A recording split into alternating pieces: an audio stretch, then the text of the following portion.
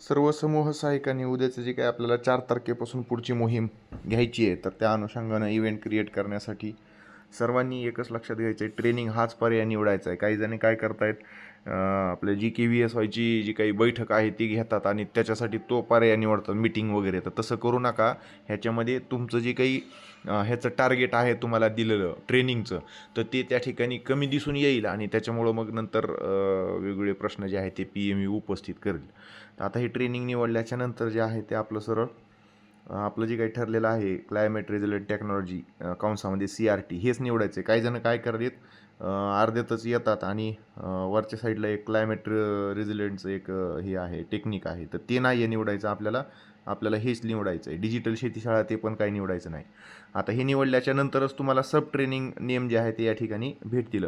तर आता आपल्याला प्रात्यक्षिक प्रशिक्षण घ्यायचे 2.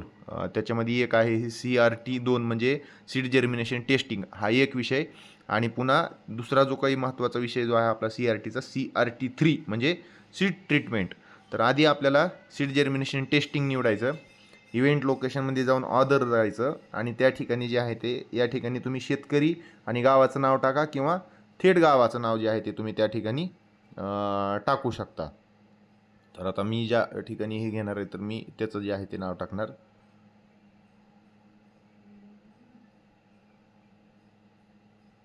ओके. तर हे निवडत असताना तुमची जी काही टीम आहे तर किंवा शेतकरी जे आहे तर त्या ठिकाणी तुम्ही ते निवडू शकता, कोण कोण उपस्थित राहणार आहेत. वेळ जी आहे ते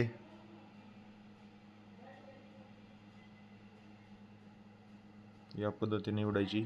इथं मात्र टाकताना सर्वांनी एक लक्षात घ्या, एकच आकडा टाकायचा. इथं जर 2, 3 असे जर दुसरे आकडे टाकले तर तुम्ही सलग त्याच गावामध्ये 3 दिवस प्रशिक्षण घेणार आहेत असं अर्थ होतो. त्याच्यामुळं तुमचा इव्हेंट जो आहे तो ऑनगोईंगच कंटिन्यू दाखवत राहील. त्याच्यामुळं आपण इथं निवडताना चुकूनही एक व्यतिरिक्त दुसरा कुठलाही आकडा निवडू नका. इम्पोर्ट युजरमध्ये जा.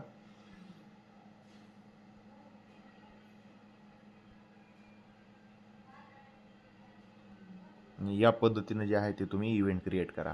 हा झाला पहिला इव्हेंट. आणखीन एक आपल्याला इव्हेंट तयार करायचा आहे. तो इव्हेंट अशा पद्धतीने करायचा आहे, शेड्यूल इव्हेंट, ट्रेनिंग, परत खाली जायचं.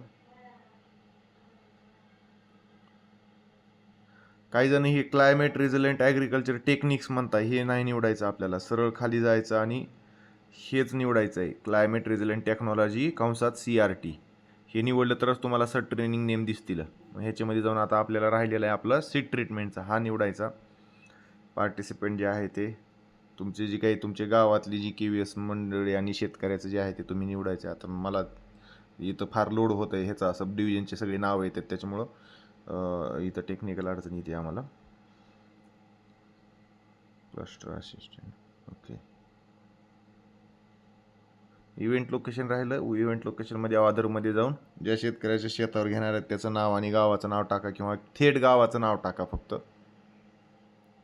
कनेरवाडी.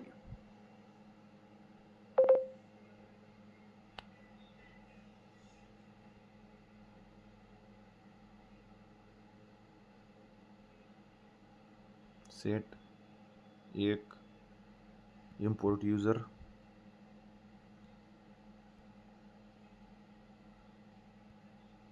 Create training. हे झाला दुसरा इव्हेंट आपला. आणखीन एक आपल्याला हे झाले 2 प्रशिक्षण, प्रात्यक्षिक प्रशिक्षण आपल्याला घ्यायचे आहेत. प्रत्यक्ष आपल्याला त्या ठिकाणी सगळं साहित्य घेऊन जायचं आहे, बीज प्रक्रियेचं हे, पुन्हा ते गोनपाठ हे.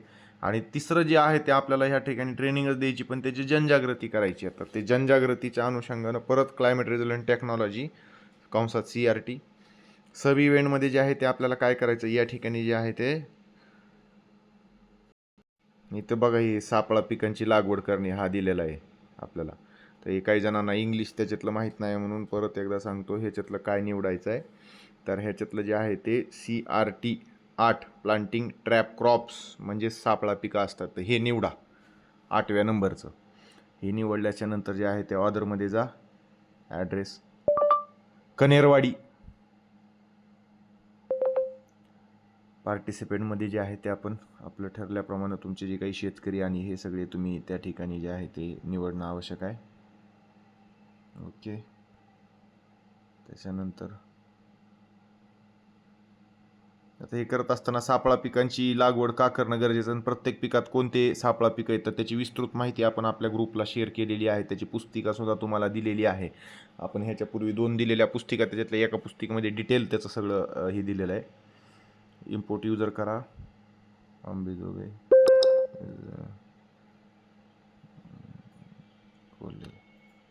झालं, क्रिएट ट्रेनिंग. अशा पद्धतीने हे 3 जे आहेत इव्हेंट आपल्याला या ठिकाणी करायचे आहेत आणि 2 प्रात्यक्षिक प्रशिक्षण घ्यायचे आहेत आणि जे आहे ते त्या ठिकाणी जे आहे ते एक जनजागृती घ्यायची आपल्याला. प्लांटिंग ट्रॅप क्रॉप्स CRT क्रमांक 8 आहे तो, इथं तुम्हाला हा लक्षात येईल. तर त्या पद्धतीनं जे आहे ते आपल्याला सापळा पिकांची लागवड जी येते त्याला ते म्हणतात. तर ती सर्वांनी लक्षात घ्या आणि तुम्हाला सर्वांना ह्यापूर्वी आपण सापळा पिकाचं जे आहे ते महत्त्वाची माहिती यापूर्वीसुद्धा आपण, आता त्याला बरेच दिवस झाले आहेत. इथं या ठिकाणी जे आहे ते डिटेल आपण हे दिलेलं आहे. तर ह्याची झेरॉक्ससुद्धा समूह सहाय्यकांनी काढून जे आहे ते घेऊन जाऊ शकता आणि शेतकऱ्यांना हे सगळं जे आहे ते या ठिकाणी दाखवू शकता.